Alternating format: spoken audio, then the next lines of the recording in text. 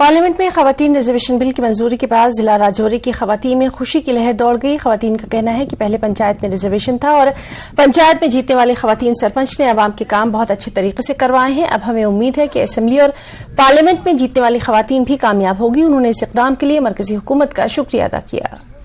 Bill pass हुआ जो इसकी खुशी है, हमें अपने सरपंच की खुशी है जो हमारे घर में आया है। आपकी लेडी सरपंच है? हम लेडी सरपंच है, हमारी हमें सब कुछ दिया, उस घर में किसी चीज की कमी नहीं है। हमें बहुत खुशी है इस बात की, बहुत बड़ी खुशी है। अच्छा, मेरा गला बैठो गल ज्यादा नहीं होती, बहुत बड़ी खुशी मोदी सरकार की। औरतों की औरतों की गल में हाँ बड़ी खुशी है सरकार साहब की। पुरानी मांग थी। हाँ, पुरानी मांग थी, पूरी होगी हमारी। मर्दों की बराबर किधर भी जा सके, बोल सके जो कुछ मर्जी, पहले नहीं थी इतनी ना कुछ। बहुत बड़ी खुशी है हमें।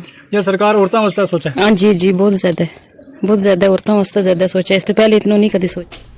साहित्य अकेडमी नई दिल्ली ने JNK academy of art culture and languages के इश्तिराक से टैगोर हॉल श्रीनगर में अजीम पंजाबी सूफी शायर मियां मोहम्मद बख्श पर एक रोजा सिंपोजियम का इनेकाद किया। डॉक्टर सतीश वर्मा एक नामवर ड्रामा निगार, थिएटर डायरेक्टर और पंजाबी यूनिवर्सिटी पटियाला में शोबे के साबिक सरबराह ने तकरीब की सदारत की।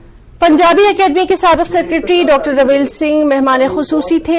SH हिंदी के एडिटर और साहित्य अकेडमी नई दिल्ली के नुमाइंदे अनुपम तिवारी ने मियां मोहम्मद बख्श की शायरी के मुख्तलिफ पहलुओं पर रोशनी डालते हुए साहित्य अकेडमी की सरगर्मियों बिलखुसूस पंजाबी जबान और अदब के बारे में रोशनास किया।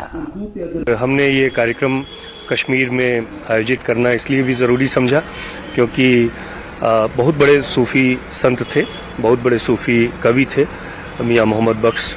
और आज जब पूरी दुनिया आतंक और हिंसा से जूझ रही है, तरह तरह की हिंसा से जूझ रही है, तो एक ऐसा शायर जिसने मोहब्बत का पैगाम दिया है, उन पर हमने ये कार्यक्रम यहाँ पर रखा है।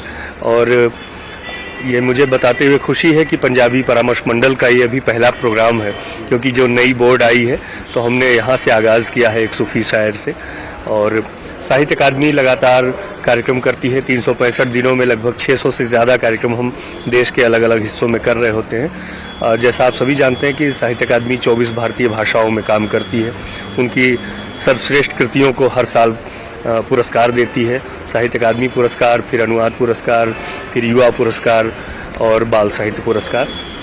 तो इनके माध्यमों से हम प्रकाशन का तो अपनी जिस कृति को पुरस्कृत किया जाता है उसको हम बाकी 23 भारतीय भाषा में अनुवाद कराते हैं, जिससे कि एक क्षेत्र का साहित्य दूसरे क्षेत्र तक पहुंच सके, दूसरी भाषा के लोग उस साहित्य से परिचित हो सके और जान सके कि हमारे देश का कल्चर, हमारे देश की संस्कृति, हमारे देश का साहित्य कितना विशाल और विस्तृत है और कितना डेप्थ है उसमें।